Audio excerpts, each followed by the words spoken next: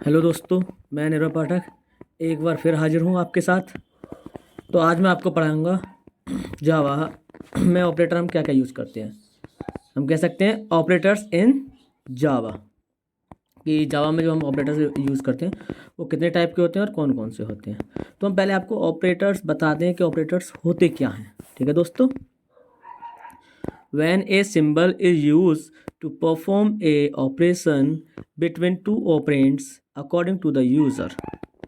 जब हम किसी दो ऑपरेंड्स के बीच में किसी सिंबल का यूज़ करके एक ऑपरेशन परफॉर्म कराना चाहते हैं, ठीक है, तो जो हम सिंबल बीच के बीच में यूज़ करते हैं, ऑपरेंड्स के बीच में यूज़ करते हैं, तो हम उस सिंबल को क्या कहते हैं? ऑपरेटर। ठीक है, जैसे कि हमने ले लिया ये एक ए हो गया, ये हो गया एक हमारा बी। अब हमें इसके बीच में हमें ये दोनों को ऐड करना है, तो ये जो हमने ये प्लस वाला ये जो सिंबल यूज़ किया है इसको हम ऑपरेटर बोलेंगे। ठीक है दोस्तों, इतना समझ में आ चुका होगा आपके कि ऑपरेटर क्या होता है। मैं इसका प्रोग्राम भी आपको बताऊंगा, लेकिन आज अभी मैं आपको इसमें ऑपरेटर के बारे में बताता हूँ। अगर मेरे को थोड़ा सा इसमें वीडियो लेंदी नहीं होती है तो मैं इसमें आपको एक प्रोग्राम करके भी दिखा दूंगा। अदरवाइज़ मैं अभी ऑपरेटर के बारे में बताऊँगा आपको।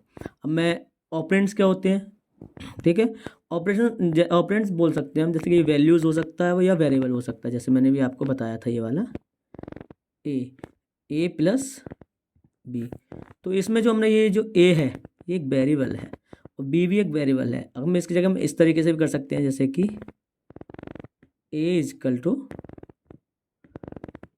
4 + 5। तो यहाँ पे ये जो दो हैं ये दोनों वैल्यू दी गई है। ठीक है दोस्तों, तो ये जो ऑपरेंड्स होते हैं ये हमारे वैल्यू भी हो सकता है और वेरिएबल भी हो सकता है। ठीक है दोस्तों, अब हम आगे चलते हैं कि जावा में कितने टाइप के क्या कहते हैं वेरिएबल यूज़ होते हैं, उनके बारे में बात करेंगे। ठीक है दोस्तों, टाइप्स ऑफ ऑपरेटर्स इन जावा, हाँ मतलब कितने प्रकार के ऑपरेटर यूज़ होते हैं जावा में, उसके बारे में बात करेंगे। तो फर्स्ट होता है एक यूनरी ऑपरेटर। ठीक है दोस्तों, और एक होता है अर्थमेटिक ऑपरेटर, एक होता है रिलेशनल ऑपरेटर, एक होता है लॉजिकल ऑपरेटर, और एक होता है असाइनमेंट ऑपरेटर, एक होता है टर्नरी ऑपरेटर एंड एक होता है बिटवाइज ऑपरेटर। ठीक है दोस्तों, इनके बारे में अभी आपको एक एक करके धीरे धीरे बताऊंगा सबके बारे में कि कौन सा ऑपरेटर किस लिए यूज होता है। ठीक है दोस्तों, सबसे पहले बात करेंगे हम यूनरी ऑपरेटर की। किसकी बात करेंगे हम? यूनरी ऑपरेटर की। ठीक है, तो जावा के अंदर जो यूनरी ऑपरेटर वो यूज़ किया जाता है वो केवल एक ही ऑपरेंड्स के लिए यूज़ किया जाता है। ठीक है दोस्तों, एक बार मैं आपको बता देता हूँ कि वो किस तरीके से यूज होता है। देखिए, हम चलते हैं कि Java unary operators are use to perform prefix and postfix operations. जैसे कि कुछ ऑपरेशंस ऐसे होते हैं जो हमें एक ही सिंबल का यूज़ करके कराने होते हैं। जिस तरीके से हम बोल सकते हैं इंक्रीमेंट वाला हो गया, जैसे कि हम ये इंक्रीमेंट 2 टाइप का होता है, एक प्रीफिक्स और एक पोस्टफिक्स। ठीक है, तो ये प्रीफिक्स वाला इंक्रीमेंट होगा। ये जो हम इस तरीके से लिखते हैं, इंक्रीमेंट कराते हैं हम लोग प्रोग्राम में, तो ये एक प्रीफिक्स इंक्रीमेंट टाइप का हो गया। ठीक है दोस्तों, तो ये यूनरी ऑपरेटर में आता है और एक ही सिंबल इसमें क्या कहते हैं, एक ही वेरिएबल इसमें यूज़ किया गया है, एक ही वैल्यू यूज़ की गई है। तो हम चले थे इसी पे, हाँ आगे बात करते हैं कि the Java unary operator require only one operands. हाँ, इसको एक ही ऑपरेंड चाहिए, चाहे वो वैल्यू हो चाहे फिर वो वेरिएबल हो। ठीक है, unary operators are use to perform various operations. हाँ, मतलब इसमें किस किस तरीके का ऑपरेशन हम यूज़ कर सकते हैं, जैसे कि एक तो इंक्रीमेंट एंड डिक्रीमेंट हो गया, ए वैल्यू बाई वन। हाँ, मतलब कि इस तरीके से यूज़ करता है। उसमें इसका मतलब होता है कि ए इजकल टू ए + 1। ठीक है दोस्तों, इसका मतलब होता है ये। तो अब हम एक बार फिर से आगे चलते हैं। सेकंड वाला क्या है? Negative expression. एक सेकंड, इसको मैं रेज कर देता हूँ। नेक्स्ट वाला हो गया हमारा नेगेटिव एंड एक्सप्रेशन। ठीक है दोस्तों, जिस तरीके से ये हो जाता है, ये जो मैंने लिख रखा है यहाँ पे, इसी तरीके से हम इसको यूज़ करते हैं। ये inverting the value of A Boolean. हाँ, बूलियन के लिए ये हम यूज़ कर सकते हैं, जिस तरह के कॉम्प्लीमेंट तरीके का यूज़ होता है। ठीक है दोस्तों, और ये यहाँ पे कुछ इसके एग्जाम्पल दे रखे हैं मैंने अभी। जब हम इसका प्रोग्राम बताएंगे यूनरी ऑपरेटर का, कौन कौन से किस तरीके से यूज होते हैं, तो तब हम उसके बारे में बात करेंगे। ये तो अभी मैं एक बार आपको एक सिंटेक्स टाइप बता देता हूँ। प्रीफिक्स जो होता है वो इस तरीके से यूज होता है, सॉरी पोस्टफिक्स, और प्रीफिक्स इस तरीके से यूज होता है। जो मैंने अभी ए प्लस प्लस वाला आपको बताया था, प्लस प्लस ए करके जो मैंने लिखा था, वो प्रीफिक्स होता है, वो इस तरीके से यूज होते हैं। ठीक है दोस्तों, अब हम नेक्स्ट चलते हैं कि नेक्स्ट ऑपरेटर कौन सा यूज होता है जावा के अंदर। तो नेक्स्ट ऑपरेटर यूज होता है अर्थमेटिक ऑपरेटर। और अर्थमेटिक ऑपरेटर होता क्या है, अब उसके बारे में बात करेंगे हम, कि Java arithmetic operators are use to perform addition, subtractions, multiplications and division. They act as basically mathematic operations. ठीक है, मतलब अर्थमेटिक का मतलब सिंपल सा यही है कि जो हमारे मैथ के बेसिक चीज़ होती हैं वही इसमें यूज़ होते हैं। जो बेसिक ऑपरेशंस यूज होते हैं वही यूज होते हैं। जैसे कि तुम्हारा एडिशन हो गया, जोड़ना घटाना हो गया, गुणा भाग, यही हो गया। और क्या कहते हैं, एक ही होता है मॉडुलस वाला और होता है ये, और इसमें होता है वो तो आपको पता ही है। एडिशन किस लिए यूज होता है, to add two operands. Subtraction किस लिए यूज होता है, to subtract two operands. Multiplication use किस लिए होता है, टू मल्टीप्लाई टू ऑपरेंड्स। और डिवीजन किस लिए यूज होता है, टू डिवाइड टू ऑपरेंड्स। ठीक है दोस्तों, वो तो आपको पता ही है। और मॉडुलस किस लिए यूज होता है, to get the area of a division of two operands. मतलब जो हमारा शेषफल आता है हम कह सकते हैं, जैसे कि 5/2 है, ठीक है, 5 मॉडुलस 2 हो गया उसका, तो उसका जो आंसर आएगा वो आएगा 1। 5 के बाद अगर हम इस तरीके से यूज़ करेंगे, इस तरीके से 5 मॉडुलस 2 इसको यूज़ करेंगे, तो इसका जो आंसर आएगा वो आएगा 1। क्योंकि 2 का इसमें 2/2 हो जाएगा 4, बचेगा क्या 1। ठीक है दोस्तों, तो मॉडुलस इस तरीके से यूज़ होता है। जब मैं इसका प्रोग्राम बताऊंगा तो तब ब्रीफली बताऊंगा ये परफॉर्म किस तरीके से करते हैं ऑपरेटर। अभी मैं इनके बारे में बेसिक बता रहा हूँ आपको, क्योंकि बहुत सारे ऑपरेटर्स यूज होते हैं इसके अंदर। ठीक है दोस्तों, अब अर्थमेटिक ऑपरेटर्स के बाद आता है रिलेशनल ऑपरेटर। ठीक है दोस्तों, रिलेशनल ऑपरेशन होते क्या हैं, ऑपरेटर होते क्या हैं, तो उसके बारे में देखते हैं अभी। The Java relational operators compare between operands and determine the relationship between them. मतलब जो कंपेयर करने के लिए जो ऑपरेटर यूज़ किए जाते हैं, जिस तरीके से हमें चेक करना होता है कि इक्वल है या इक्वल नहीं है, छोटा है, बड़ा है, ग्रेटर देन, लेस देन, इस तरीके के जो ऑपरेटर्स यूज़ होते हैं वो हमारे रिलेशनल ऑपरेटर्स में आते हैं। ठीक है दोस्तों, तो हम देखते हैं कि there are 6 type of relational operators in Java. Java में हम 6 प्रकार के रिलेशनल ऑपरेटर यूज़ कर सकते हैं। जैसे कि फल वाला, पहले वाला आ गया ये डबल। डबल इक्वल वाला जो सिंबल होता है वो यूज़ किया जाता है, इज़ इक्वल टू, वो चेक करने के लिए यूज़ किया जा सकता है कि ये इसके इक्वल है या नहीं है। जैसे कि ए डबल इक्वल हो जाएगा यहाँ पे इस तरीके से बी, हमने ये चेक करना है। ठीक है, तो अब ए की वैल्यू है 5, ठीक है, और बी की वैल्यू है 4। तो ये जो ऑपरेटर है ये यहाँ पे वैल्यू जो देगा वो हम चेक कर रहे हैं नॉट इक्वल टू, तो जब ये इक्वल है ही नहीं तो यहाँ पे ये जो वैल्यू देगा वो फॉल्स वैल्यू देगा। और जो भी इसके अंदर हमको परफॉर्म कराना होगा वो परफॉर्म नहीं होगा। ये जो कंडीशन है इसके तौर पर अगर हम कुछ परफॉर्म करा रहे हैं अगर वो परफॉर्म नहीं होगा। ठीक है दोस्तों, हाँ, अब नेक्स्ट कौन सा है हमारा ये क्या कहते हैं इसके अंदर, ये not equal to. Not equal to भी इसी तरीके से यूज होता है, इसमें चेक करना होता है कि इक्वल है या नहीं है। ठीक है दोस्तों, इसके बाद आएगा ग्रेटर देन। जैसे बेसिकली हम मैथ में यूज़ करते हैं कि ए ग्रेटर देन बी, ये कंडीशन बेस्ड ऑपरेटर होते हैं, ये चेक करने के लिए यूज़ किए जाते हैं। जैसे कि हम स्टेटमेंट्स का यूज़ करते हैं ना, कंडीशनल स्टेटमेंट्स का यूज़ करते हैं, तो तब उसमें कंडीशन यूज़ करते हैं, तो मोस्टली ये ऑपरेटर्स वहाँ पे यूज़ होते हैं। ठीक है दोस्तों, ऐसे लेस देन हो जाएगा, और इसी तरीके से ग्रेटर देन और equal to and less than to equal, तो इसी तरीके से ये यूज़ होंगे मेरे दोस्तों। ठीक है, इसके बाद हम आगे चलते हैं कि रिलेशनल ऑपरेटर्स के आगे आता है क्या इसमें। ठीक है, एक आता है लॉजिकल ऑपरेटर। इसके बारे में थोड़ा सा मैं डीपली बताऊंगा आपको, इसके बारे में थोड़ा सा ध्यान से देखेंगे। द जावा लॉजिकल, एक second, the Java logical operators work on the Boolean operands, it's also called Boolean logical operators. It operators sorry it operates on 2 boolean values which return boolean value as a result। मतलब कहने का मतलब ये है कि ये जो logical operator work करता है ये बूलियन वैल्यू पे वर्क करता है, और ये जो आउटपुट देता है वो भी बूलियन वैल्यू पे ही देता है। ठीक है दोस्तों, जो 0 1 होता है उसी के रूप में आउटपुट देता है। ठीक है दोस्तों, जैसे कि हमने इस ऑपरेटर को हम इस तरीके से यूज़ करते हैं। ठीक है, मेरे पर भी चलाना आया नहीं है सही तरीके से, मैं धीरे धीरे सीख जाऊँगा इसको चलाना। इस तरीके से यूज़ करते हैं। और लॉजिकल एंड का मतलब क्या होता है? If both operands are true then only logical and operator evaluate true.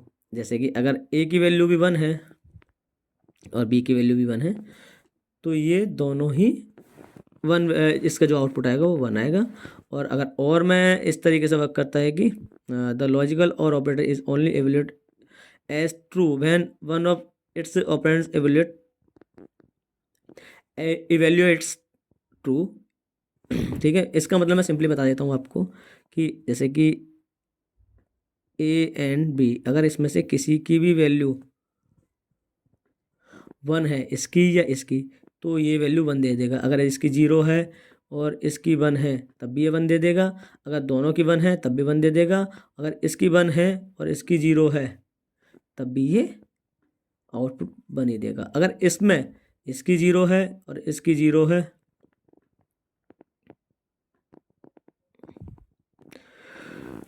तो ये तब भी 0 ही देगा। अगर इसमें 1 है, इसमें 1 है तो फिर ये 1 देगा। अगर इसमें 0 है और इसमें 1 है तब भी ये 0 ही देगा। अगर इसमें 1 है और इसमें 0 है ये फिर भी 0 ही देगा। अगर दोनों में 1 होगा तो ये 1 देगा। एंड ऑपरेटर्स इस तरीके से वर्क करता है। ठीक है दोस्तों,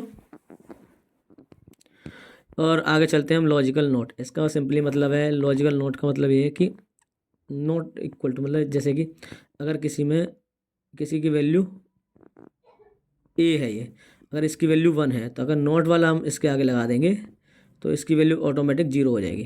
ठीक है दोस्तों, मैं 1 मिनट आपको थोड़ा सा सही तरीके से समझा देता हूँ। नॉट का मतलब होता है अगर किसी ऑपरेंड्स की वैल्यू 1 है, बाइनरी में, बूलियन में वर्क करता है ये। तो अगर किसी ऑपरेंड्स की वैल्यू 1 है और उसके हमने नॉट ऑपरेटर यूज़ कर दिया तो उसकी वैल्यू ऑटोमेटिक 0 से 1 हो जाएगी। अगर 1 है तो उसकी 0 हो जाएगी, 0 है तो 1 हो जाएगी। अगर वो ट्रू है तो फॉल्स हो जाएगा, और अगर वो फॉल्स है तो ट्रू हो जाएगा। ठीक है दोस्तों, ये हो गए आपके लॉजिकल ऑपरेटर्स। अगर हम आगे बात करते हैं कि कौन से ऑपरेटर ये होते हैं, असाइनमेंट्स ऑपरेटर। और असाइनमेंट्स ऑपरेटर होते क्या क्या है, मैं बता देता हूँ। जो वैल्यू को असाइन कराते हैं, जैसे कि इक्वल वाला हो गया। हाँ, इस तरीके से इसका सिंटेक्स हो गया। मैं एक बार बताता हूँ आपको। The Java assignment operators are used when you want to assign a value to the expression. ठीक है दोस्तों, जब हम किसी भी वेरिएबल को एक वैल्यू असाइन कराते हैं तो जब हम जिस ऑपरेटर का यूज़ करते हैं तो उसे हम असाइनमेंट ऑपरेटर कहते हैं। ठीक है, और ये जो असाइनमेंट ऑपरेटर होता है ये मोस्टली यही होता है, और ये इक्वल होता है। ठीक है, ये जो इसका सिंबल है वो यही होता है। ठीक है दोस्तों, ये एक ही ऑपरेटर होता है असाइनमेंट ऑपरेटर में। ठीक है दोस्तों, मैंने इसके बारे में थोड़ा सा ये लिखित सिंटेक्स बता रखा है कि इसका कैसे होता है। वेरिएबल हो गया, इसके बाद एक्सप्रेशन हो जाएगा। ठीक है, जैसे कि हम ए के बाद हमने ये भी लिख सकते हैं, ए के बाद इक्वल लगा के हम, जैसे कि 4 हो गया, इसके बाद में प्लस हो गया, प्लस के बाद में 5 हो गया, ये इसके बाद में प्लस करके हमने डी लिख दिया। डी की वैल्यू हम पहले कुछ दे देते हैं, उसी तरीके से हम, जैसे हमने डी की वैल्यू यहाँ पे पहले दे दी, डी की वैल्यू हो जाएगी यहाँ पे 6। इसी तरीके से ए की वैल्यू क्या हो जाएगी यहाँ पे 4 5 एंड 6, 6 की डी की वैल्यू है तो ये हो जाएगी 15 हो जाएगी फिर इसकी वैल्यू ये। इसी तरीके से ए इजकल टू 15। ठीक है दोस्तों, आपको असाइनमेंट ऑपरेटर भी समझ में आ चुका होगा कि असाइनमेंट ऑपरेटर सिंपली यही होता है, जब हम किसी वेरिएबल को वैल्यू असाइन कराते हैं तो जिस ऑपरेटर का हम यूज़ करते हैं उसे असाइनमेंट ऑपरेटर कहते हैं। ठीक है दोस्तों, जिस तरीके से मैंने ये आपके दोनों एग्जाम्पल लिख रखे हैं नीचे, ये दिख रहे होंगे आपको। ये दोनों जो मैंने लिख रखे हैं ये आपको दिख रहे होंगे। ठीक है दोस्तों, हम नेक्स्ट चलते हैं। नेक्स्ट होता है टर्नरी ऑपरेटर। और टर्नरी ऑपरेटर क्या होता है मैं आपको एक बार बता देता हूँ। ये एक कंडीशन की तरह वर्क करता है। ठीक है, Java ternary operator is the only conditional operator that takes 3 operands in a its, मतलब 3 ऑपरेंड्स इसमें यूज होते हैं। और ये 1 लाइनर रिप्लेसमेंट होता है। ये वर्क कैसे करता है, इफ एल्स स्टेटमेंट की तरह ये वर्क करता है। इसमें हम 3 ऑपरेंड्स यूज़ कर सकते हैं। इसका मतलब सिंपली मतलब होता है ठीक है, एक बार मैं आपको एक बार इसका वो दिखा देता हूँ, सिंटैक्स क्या हो गया। इसका सिंटैक्स ये हो गया, जैसे हमने एक वेरिएबल दे दिया है और वेरिएबल को असाइन क्या कर दिया हमने, एक्सप्रेशन 1 कर दिया है, तो क्वेश्चन मार्क का सिंबल यूज़ करेंगे इसमें, इसका ये सिंटैक्स होता है। उसके बाद हमने एक एक्सप्रेशन 2 दे रखा है, उसके बाद कॉलम का यूज़ है, फिर एक्सप्रेशन 3 दे रखा है। ये इसका सिंटैक्स हो गया। और ये वर्क किस तरीके से करता है मैं आपको एक बार बता देता हूँ। इस तरीके से वर्क करता है।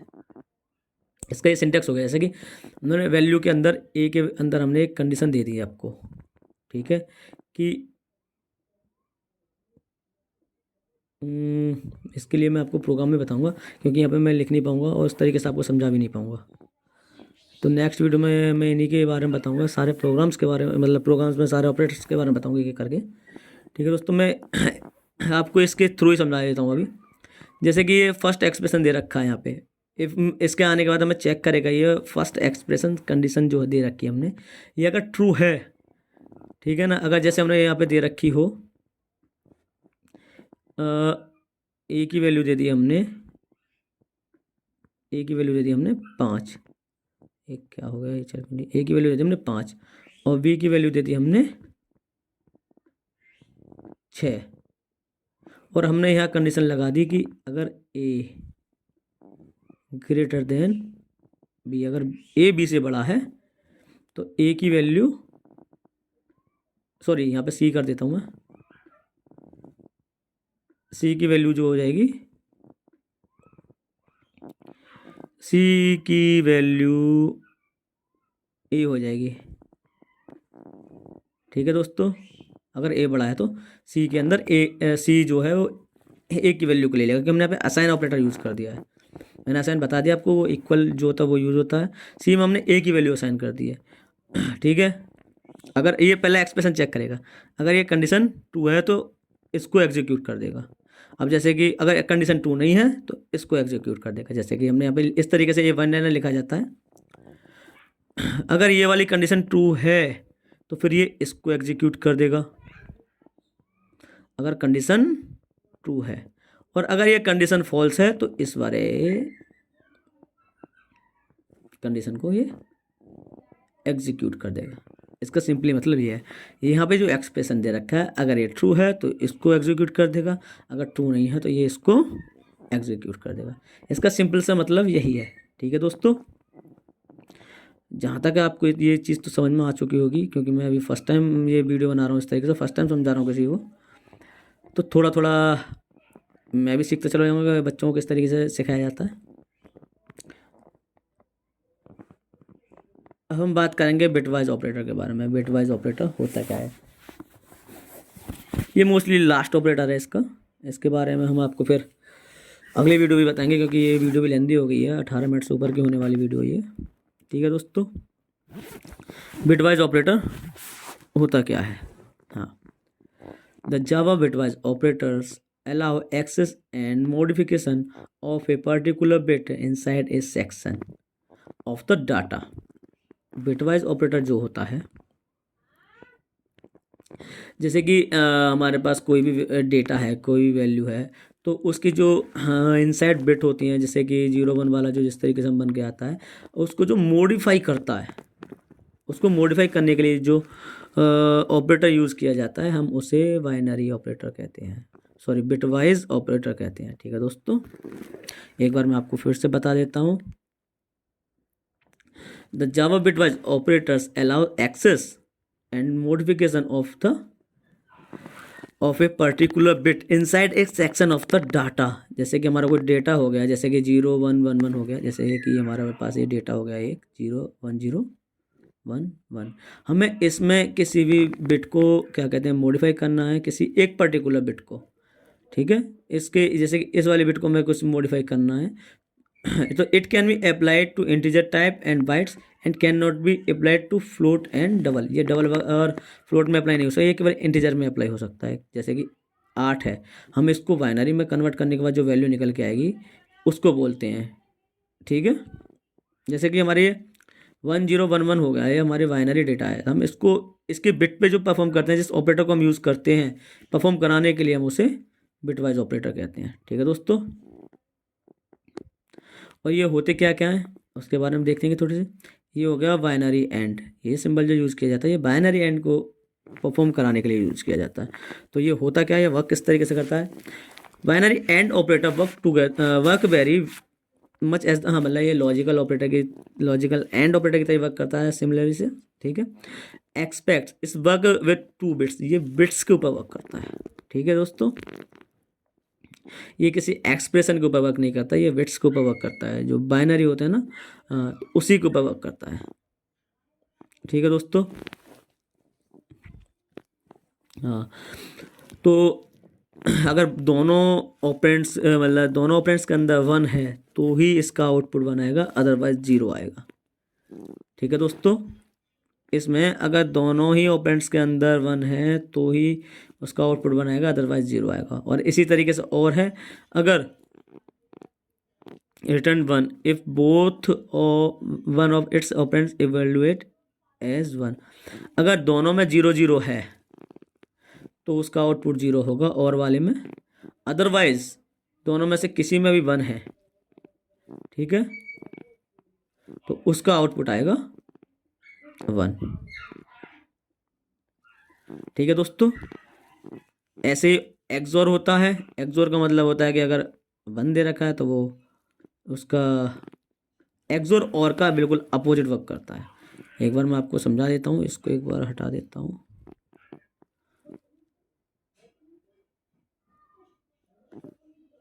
ठीक है, इट स्टैंड्स फॉर एक्सक्लूसिव और and means one of the other but not both. The binary XOR operator returns 1 if and only if exactly one of its operands is 1, ठीक है। अगर उसमें से कोई भी ऑपरेंड्स 1 है तो ये ऑपरेंड 1 देगा, और both are 0 then the result is 0।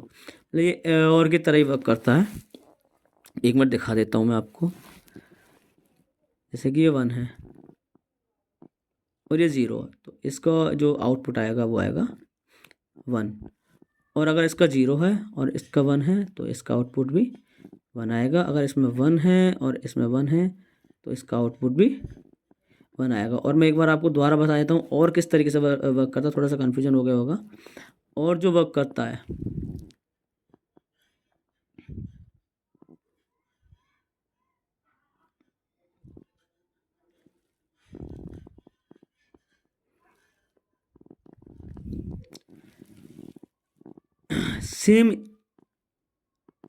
Same इसी तरीके से वर्क करता है। ये अगर दोनों का 0 है तो ये 0 ही आएगा इसका।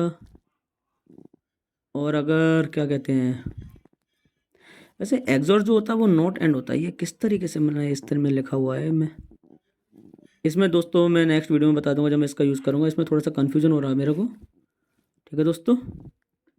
अब बाइनरी कॉम्प्लीमेंट के ऊपर थोड़ा सा वर्क करते हैं हम कि बाइनरी कॉम्प्लीमेंट क्या होता है। बाइनरी कॉम्प्लीमेंट का मतलब है जब बिट को हम अपोजिट कर देते हैं, जैसे कि 0 का 1 हो जाता है और 1 का 0 हो जाता है। ये सिंबल इस तरीके से लगा देते हैं। अगर ए है और ए की वैल्यू 1 है तो ये 0 हो जाएगी, और अगर ये 0 है तो इसकी वैल्यू 1 हो जाएगी, ठीक है दोस्तों। कॉम्प्लीमेंट वाला आपको समझ में आ चुका होगा। अब हम चलते हैं बाइनरी लेफ्ट शिफ्ट। जैसे कि कोई भी हमारा ये इस तरीके से हमारा एक डेटा है, अगर हमें इसको लेफ़्ट शिफ्ट कराना है बाइनरी को, ठीक है, जैसे कि हमारा इसमें लेफ़्ट हो गया इस तरीके से। हमें अगर इस इधर शिफ्ट कराना है तो ये 0 हो जाएगा, इसका ये 1 हो जाएगा, ये 1 हो जाएगा और ये 0 हो जाएगा। ये इस तरीके से लेफ़्ट में शिफ्ट हो जाता है।